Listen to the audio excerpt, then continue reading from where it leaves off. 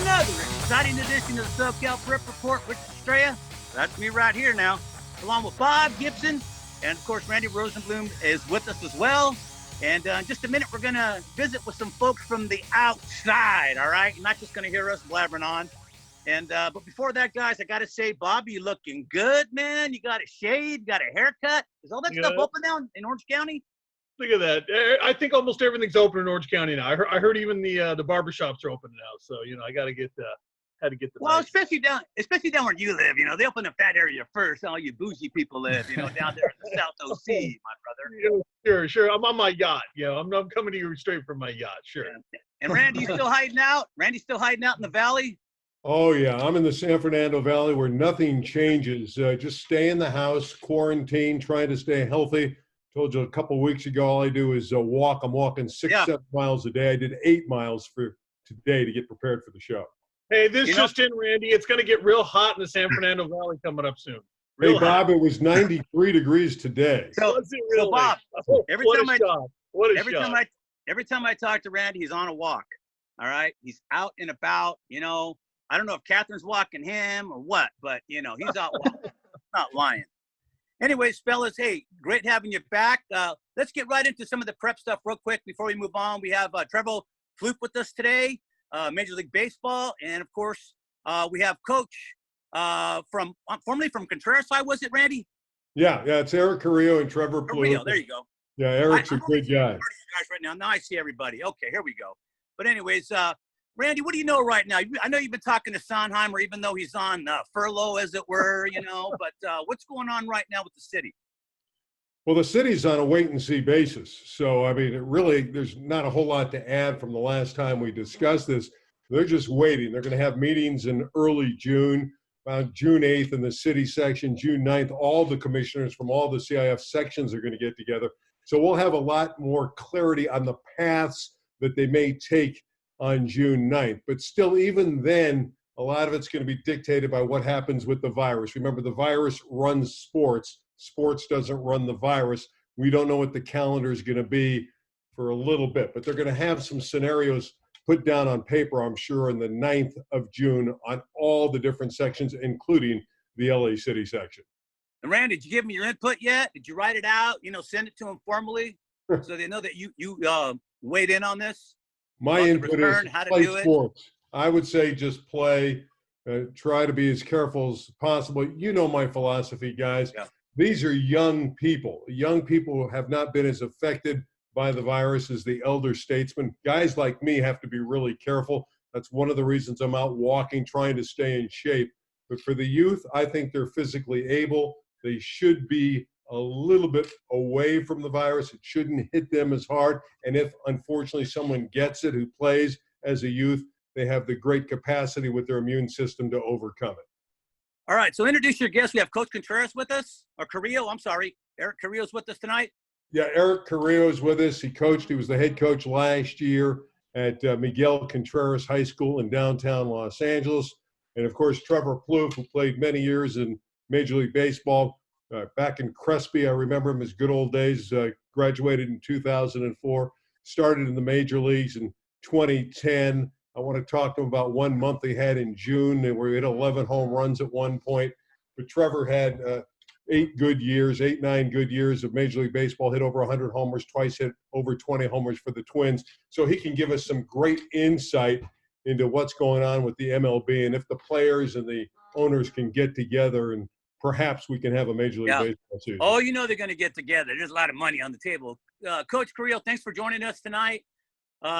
This is uncharted waters for you, uncharted waters for every coach in the city.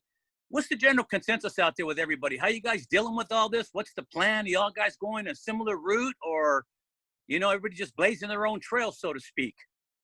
Well, first of all, thank you for having me. A lot of Zoom meetings. That's what it's about. It's about staying safe. And the number one consensus is keep the players safe, keep the guys, safe. So how are we going to do that? How are we trying to change the way we look at football, practice, going about things with this new lifestyle that we have to become accustomed to? So really it's the talks. I know the talks are more about, yes, we want to have football. Yes, we want to give or just athletics in general, but once we decide to go to school, why not give them athletics and do it the safest way possible? As far as coaching goes, we just try to use the tools that we have, that available to us, like Zoom or, Google Meet, stuff like that, and get in there and talk to our guys and just let them know that we're still here for them no matter what, even though we're quarantined and we can't get together, we can get together, with social media and things like that. One good thing about being in the Los Angeles City section is basically, the LA Unified School District's pretty big, and once the degree comes down, everybody would have to follow, unlike some of the other suburban schools where, man, there's a million districts you're dealing with. You're all trying to coordinate together. One district says no, it's going to throw a lot of, the season, whether it's football, basketball, whatever, into disarray somewhat because people are going to be scrambling for games. Agreed 100%. So hopefully we're all on the same page and if we can just get together and find that common ground of how do we keep them safe and then move forward with athletics, then we'll be okay. I think, another thing is, it's very possible that we don't have state games, and I was telling Randy, I'm like, I don't think we might not get to that point. If we could just get a season where we can get regular for football 10 games and go to the playoffs, I think people would be happy because we don't know what's going to happen once we start the season. We might not even get to finish the season. Yeah. But if we can at least get to a point where we start it and put things in place, hopefully we can, finish it out. Now, Randy, coaches, you're talking to players, parents. Is there anybody with reservations? Is there anybody just flat out saying, "Hey, I'm not playing if these are the conditions that we're going to have to compete under"? I think I'm sure there's people out there that are already having those thoughts. As far as actually hearing that from somebody, I haven't. When you talk to the players, they're ready to go. No matter what, they're chomping at the bit. They want to get out there. I bet. Yeah. So. As far as being a parent myself, I know I would have, mixed feelings, so we'll see. I think if we can outline all the things that we're trying to do safety wise, and hopefully we can make them feel a little bit comfortable and saying, okay, I trust that my student athlete is going to be under the proper care and guidance, under these times. Have the best chance to stay safe. Absolutely. Best opportunity. Yeah. By the way, we will get to Trevor Plouffe. Trevor, you're not going to get away that easy. We're going to talk a lot about I'm enjoying this. We got lots of. We'll have him weigh in on that baseball end of it. I love football. I'm glad to hear you guys talk about it. Well, it's true. We also want you to weigh in on baseball. Last year it was a shame because we got through football season okay, but man, basketball season we got to the state in a very competitive year and didn't get to finish it. I don't know who was going to win between Sierra Canyon and Sheldon. I mean, both teams had great resumes this last year. We know who was going to win. Don't give me that. We know who was going to win. Really, Bob. Do tell, Bob. Do tell. They had both played common opponents, and each one had beat the others. I'm a St. Francis Golden Knight, man. So I was, I was pulling for us. I'm like, let's go. And it's unfortunate they didn't get to go all the way. So. Coach, what if they kind of truncate your season a little bit, make it a little shorter, maybe just play league games and then go into playoffs? Are there any ideas bandied about within the coaching ranks that's getting back to the CIF, like idea-wise? They have a committee of any kind? I know there's been a Zoom meeting with LA City section coaches offering ideas as far as them coming together and saying, this is what we're going to do. That hasn't come out yet, but I know a lot of the coaches have been sharing their opinions on what we can do. Honestly, right now, it's actually been more about how much time do you need to prepare in order to get a season going. So it's not so much about how long the season will go, more of how much time do you need to prepare to start a season to get the players acclimated to the game. Football being the rigorous sport that it is, you can't just jump on the field and play like baseball, right, Trevor? Well, it's a lot different. But you know what? Football's so much timing, though. You got 11 guys on each side. They have to be in concert together, or it doesn't work. And it takes time not only to get them to acclimated to knowing the plays, but to have the timing, which is everything in football. Most definitely. And anybody and can just work out. having all that equipment on. Yep. That's a whole other issue that you got to get used to, and then we don't know what the weather's going to be like, so right. It's going to be interesting. Hey, Randy, Eric, I want to get this point in with Eric. I know your dad is taking over for you, Albert Carrillo. He's the winningest coach in the history of Lincoln High School, so I'm sure he'll do a terrific job on the field. But he's a little bit older. He's over that 60-year barrier, close to 65, where you start to see the numbers from the virus. Does that concern you that your dad is going to coach as those young guys? I feel the young guys are safe, but now we're talking about your pops out there with the virus hanging in the air. Your thoughts about your dad coaching? Good point, Randy. Good point. Very good point. Yeah, I definitely have concern. I mean, I haven't seen my dad, even myself, a couple of times maybe, because I just don't, even though I'm quarantined, you don't know, so I'm not a professional. I just know I want to keep him safe. So, yeah, I do have concerns, but he will take his precautions. He'll have his mask on. He takes this virus seriously as well. And he tries to stay in shape as well, like you, Randy.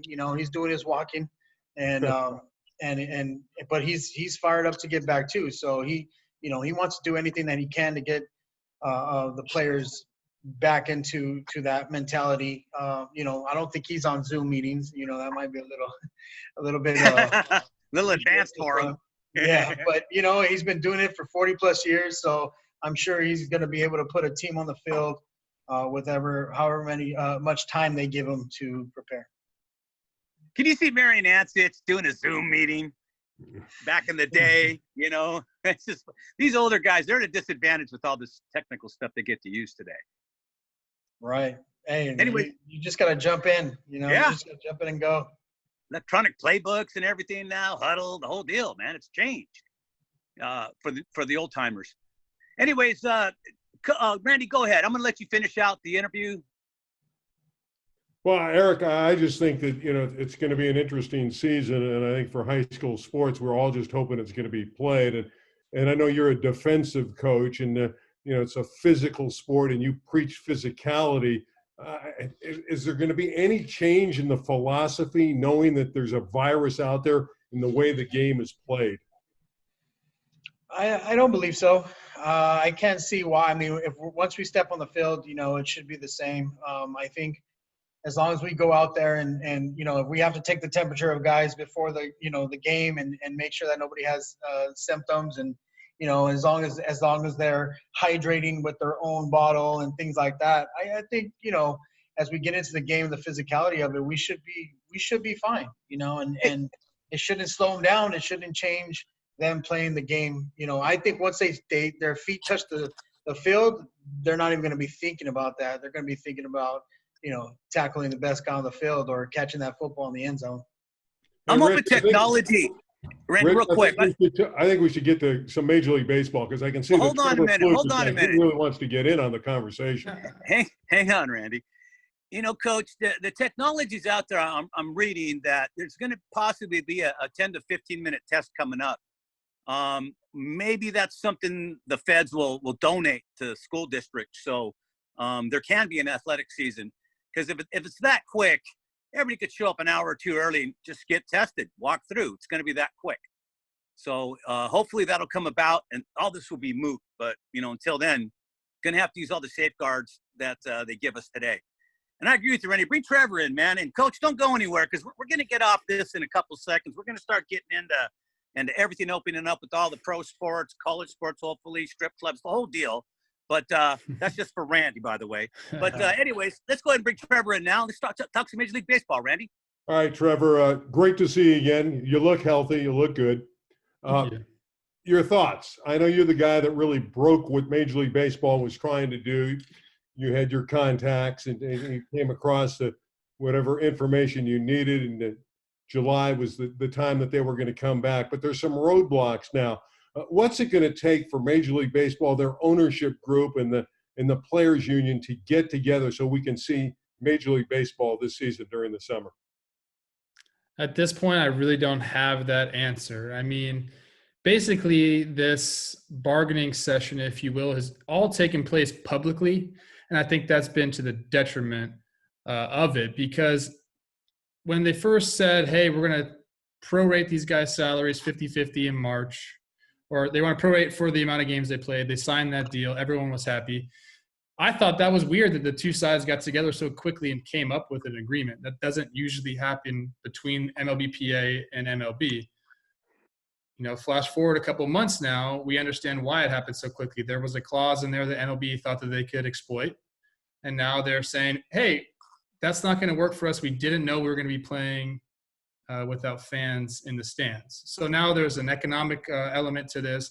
There's still the health and safety guidelines that have to be agreed to. And I think that's a major point that the players are trying to make now is we've barely got an economic proposal. But before we even get to the money, let's make sure it's safe for everybody. I mean, we're talking about traveling from cities to cities. They want to play in their home parks. To produce a Major League Baseball game, there's a lot of people that need to be a part of it. So how do we take care of those people too, not just the players? There's a lot of stuff going on. And, when I came out and said, I've been here and teams are saying June 10th for spring training 2.0 and July 1st for the opening day, I think people were quick to latch on to that because they wanted some hope. We got the hope, and now it's how do we get there? There's a lot of hurdles. And right now we're at an economic standstill, and that's even before we talk about the health regulations. So we still have a long way to go. I know both sides have a lot to lose if they don't play games this year. So I'm still cautiously optimistic, but man, there's a lot to go over and a lot of hurdles to jump through to get there. Word Trevor, today, So word today is that the players are livid about the situation right now, what the owners have proposed. You got the minor league players who are a part of this too, getting caught up in this. So some teams saying they're going to pay their minor league players, other teams saying they're not going to pay their minor league players. Not that minor leaguers make a whole lot of money to begin with, so we're talking about small amounts of money, but big amounts of money to the people who are counting on those paychecks coming in. And then even today we had another Trevor and another SoCal guy, Trevor Bauer, who called out Scott Boras of all people on Twitter and said, "Hey, get your nose out of our business." Basically, we're the players union, and we're gonna handle this the way we see fit. So, man, you got people coming from all sides of this thing, and there's a lot of big, powerful people that need to get together and get this thing figured out. Do you have hope that is going to be able to happen? That the egos will kind of be put aside, and people will be able to just sit down and say, okay, here's what we really need to do, as you mentioned. I got to be honest with you, it changes day to day. Basically most of the people that I talk to are players. So I have a sense of how they feel and what they're feeling. I talk to some front office guys and I talk to some agents. Everyone wants to play. I mean, there's incentive for every single one of those people to play. There's a lot of money out there. They also don't want to lose fans. I mean, baseball's not dying in any sense of the word. I know that's a common theme out there in the media, but it's not dying. In fact, there's been record revenue the last 4 or 5 years straight. So it's a chance for baseball to capitalize on this moment where there are no sports. Why not be the first sport to get out there in front of the fans? I think that's kind of what people want to happen. But I think what happened here is this pandemic brought out a lot of issues that were already in place. I don't think this is happening because of COVID-19. I think this is just exposing problems that were already there. Economically, the owners and the MLBPA have been, at odds for years. And the collective bargaining agreement ends at the end of next season. So there's already going to be talks and lots of discussions with that. And I think this is just kind of adding on to it. So today, if you're going to ask me if there's going to be a season, I got to say I'm going to lean no. But tomorrow it could totally change with the information that comes out. Like I said, everyone's super incentivized to play these games, for the money, for the citizens of the U.S. who are like jonesing for sports right now. I think it's going to give a lot of people hope, and baseball's done that before with people. So there are reasons to get on the field. I just think it's a lot more complicated than just, hey, let's go play ball. It's almost It's almost like it's. I did want to get one other point in with Trevor. Obviously, you played in the major leagues and had a lot of great successes, and you're a player's guy. I mean, they're your buds. But the general public is not going to take the player's side, even if they get their salaries cut by as much as 75 or 80%. So speak as a player why money is important at this stage. The general fan can't relate to the kind of dollars that players make. Sure, yeah, and I tell every single guy that I talk to, don't tweet about money. Don't talk about money. Nobody wants to hear it, okay? And that's a whole different issue. The PR game that the owners play against the players, they're just much better at it. The players are all – the reason for that is, and you guys all know this, when you give kids – and that's what baseball players are. They're young adults. They're kids. They have their social media. They're going to say stupid stuff. And they're going to get into trouble with themselves. Like we saw Blake Snell do. Blake's a great kid. He just got caught saying something that was controversial and didn't sound right. Like he didn't want to come off that way. He just did. He was just talking. But to answer your question, there's a reason that the baseball union is very strong, and it's been over 4 decades of holding strong. And you don't want to just give footing when guys that have come before you have put you in this position. You don't want to give up because there's guys coming 10 years down the road that are going to be like, I cannot believe that in 2020 those guys gave that up, and now look at the position that we're in. So this is a union. As a union, you're supposed to fight for what's in your best interest, and it's one of the strongest unions in the U.S. right now. And it's because that we are united, and we're always on the same page, and we don't crack. So that's the incentive for the players is people suffered and sacrificed a lot to put us in this position. Now we might have to sacrifice to put the guys 10 years down the road in that same position. That's kind of where we're at. I never want to talk dollar amount because like you said, it's an egregious amount to talk about publicly. All these negotiations should be done behind closed doors. Unfortunately, that's not the way media works now. Right. So what money are the owners afraid they're going to lose? I know it's a combo probably just because there won't be any fans, but you got the TV revenue. Usually covers everybody's salaries. Did you see Taiwan? Taiwan's been playing baseball for a couple of months now. All right. They got robots and they got, paper mache fans. They got piñatas out there. But the fact is they're playing and those games are on TV and the people of Taiwan love it. I don't understand. I mean, can't the owners just kind of suck it up and just run in place for one season possibly? Because that's what they would do is run in place. That's it. I mean, when I said before we've had record revenue, over the last 8-9 years, year over year, franchise value skyrocketing. So in those years, do you think the owners came to the players and said, "Hey, man, we're doing so well. We're going to share this with you"? That didn't happen. So, and in fact, in 2 of those years, the last 2 years of free agency, I mean, we know a local guy, Mike Moustakis, he was the poster child for that. Hit 38 home runs, and he got offered a 1-year, $5 million contract. That's not supposed to happen. Okay, luckily, this past year he got some bread, and we're happy for Mike. But in those good times, they're not sharing. And now all of a sudden, there's 1 year where obviously they're not going to make as much, and now they want the players to share with them in those losses. So it doesn't really make sense. Right.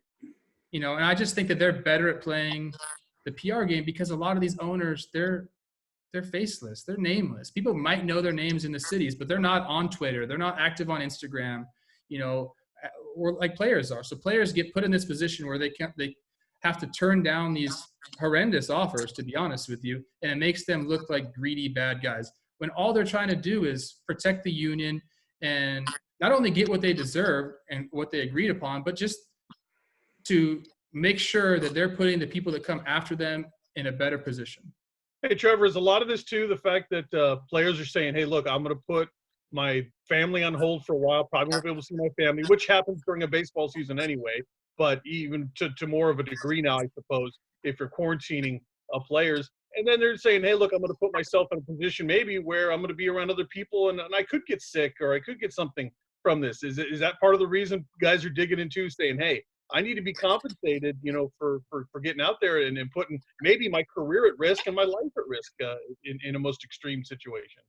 Absolutely. And I'll go back to that. That's the number one thing that needs to be talked about is there's still no agreement on the health and safety protocol. You know, that's the number one point that the players are trying to make here is, hey, we want to be safe. If it's not safe, we're not going to play. And, you know, it sucks for everyone involved, but we want to make sure that we're safe. And it's not just the players. Like, you know, Randy, you're talking about a lot of these guys are young guys. Their immune system, you know, 99% of those guys will be okay if they get this virus. But, you know, there's guys with underlying health issues. There's guys that play this game and have respiratory problems. There's guys that, you know, have had cancer and are coming back from that. You know, there are guys like that are going to be there. And not to mention, they're compromised. Yeah. But everybody else, the coaching staff, and you're coming into contact with a bunch of people, bringing it back to your families. For instance, Mike Trout, Garrett Cole, two of the biggest players in the game. They both have children on the way. They don't want to compromise a pregnancy for this. True. So, like, they want to make sure everything is safe. No, very, very true indeed. And it's one of those questions you have to ask yourself. And I'll get everybody's opinion on this. Who wants to be the first guy at a Laker game in the playoffs when there's, you know, 20,000 people at Staples? You want to be, you know, one of the first fans in there? I mean, these are the kind of questions everybody's going to be asking each other. And I'm going to ask you first, Randy. Would you go to the first game? No, I'll stay at home. I'm not even sure I'll go in the press box anymore. So my career is very much on hold calling games. So, again, I'm a little bit older, so I have to take every precaution possible. I'm not going to be there as a fan. I might go if I'm in the press box. Trevor knows I'm spoiled. So does Eric. Bob will go. Bob will go. Bob has no concern for anybody but Bob. Right, Bob? I'm in. I'm itching to get back to sports. I think there are safety protocols in place now. We know so much more than we did even 6 weeks ago, right? It feels like we've been dealing with this thing for 2 years almost now. I think a lot of people kind of feel that way.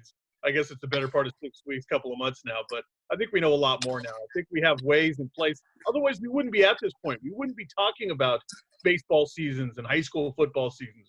Those things. Bob, you going to the game or not? Those things are off the board 4 weeks ago. Yes, okay. I'm going to the game. All right. All right. Let Eric Carrillo, let Coach Carrillo weigh in on this. Coach, what do you think? You going to that first game? Put a mask on and go to the game. Hey, if I have a chance to go see, LeBron AD, yeah, I'm going to have to mask up and get over there. There he goes. See, he's got no underlying condition. Trevor, would you go? Would you go to a Laker game or a Rams game or a Chargers game? I think it depends. You know, I'd have to see what kind of safety protocols are in place, if they're going to have people, you know, spaced out. At that point, who knows? Is there going to be rapid testing? Can we all get tested before we enter the door? I think it just depends for me. I am all about kind of getting back. Everybody still there? Life. There you go. Yep. I'm all about getting back to life. You know, I think at some point there is a point where we're going to do more harm than good by everyone sheltering in place. That's right. You know, if you're an older person or you're someone with underlying health issues, like, you need to stay home and you need to protect yourself. And if you have a family member that's like that, you have to protect them. So I think every single case is unique. Right. And if you feel like you don't have anybody that you can infect or you're just kind of on your own, go do what you want to do, man. Everybody needs to make a decision for themselves, though. I agree. Hey, Trevor, I did want to ask, because I said at the top of the show, you had 1 month. We got a minute, Randy. Quickly, Trevor, you hit 11 homers in a very short span one June early in your career. What's that feel like for every fan out there to have a month like that where you're in the zone? Man, I was floating. I was going to the field every day knowing I was going to hit a home run.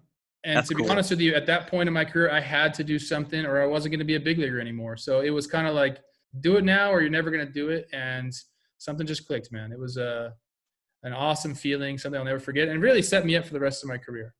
Well, Trevor, listen, congratulations on having that experience of being a big leaguer anyway. I mean, you spent almost a decade in the big leagues, and a lot of us would have loved to spend, you know, just 30 seconds there. So congratulations to you. Thank and you. A continued success on whatever you endeavor on to do now. Hey, Coach Carrillo, real quick, man, we hope you get your season. I hope you get to play 14 games, maybe 15. Yeah. So, you know, good luck to you, man. And maybe we'll see you at that Laker game. I'll be there. Bob's in chicken. So Randy, I'm going. Hey, Bob, Randy, I'm sorry, guys. Larry's yelling at me. It's time to get off. I'd like to thank everybody again. Trevor Plouffe, Eric Carrillo from Contreras. Of course, Randy Rosenblum, Bob Gibson. I'm Richard Strays saying so long for friends here at the SoCal Report. We'll see you in about a week or so. Adios. Stay safe.